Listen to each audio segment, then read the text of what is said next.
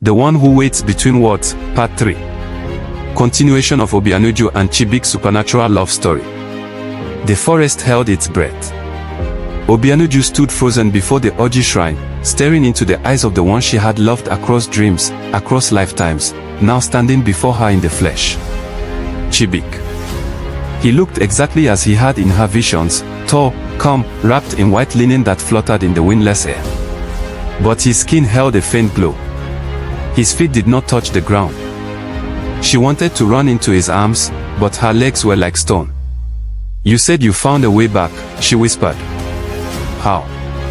Chibuike stepped forward, his voice low and full of sorrow. "Through your love.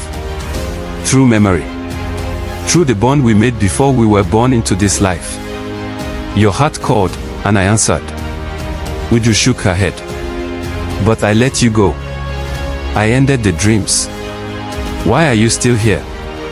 "Because love like ours cannot be ended with fire or words," he said. "You opened the path, and now you must choose." Her chest tightened. The forest grew darker around them.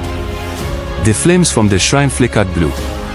"I don't belong to the spirit world," she said. "I am flesh. I am life." Chibuike smiled gently. "You were, but not always.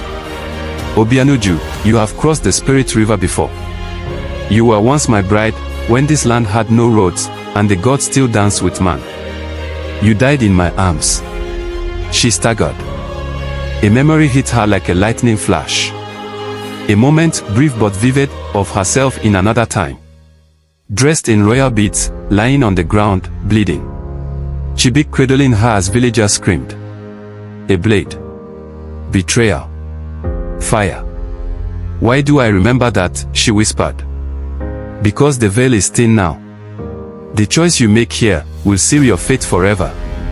Tears rolled down her cheeks. "And if I say no, then I return to the river. Forever. And your heart will never be whole. You move on, marry, live, grow old. But I will remain in the silence between your heartbeats. And if I say yes, then you come with me. Across the veil.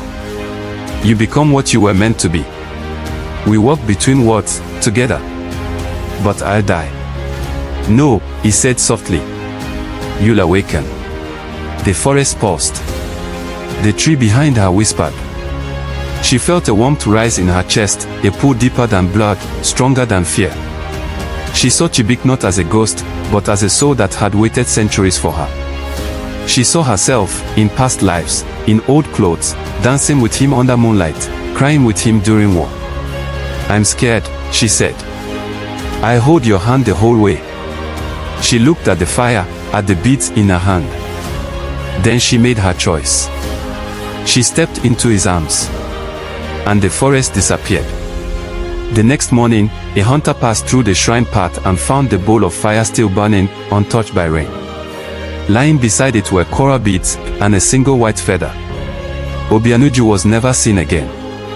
But some say when the wind is calm and the moon is full, a young woman and a man in white can be seen dancing near the riverbanks, whispering in a language older than time. Some say it's love. Others say it's fate. But those who know, those who remember, call it destiny.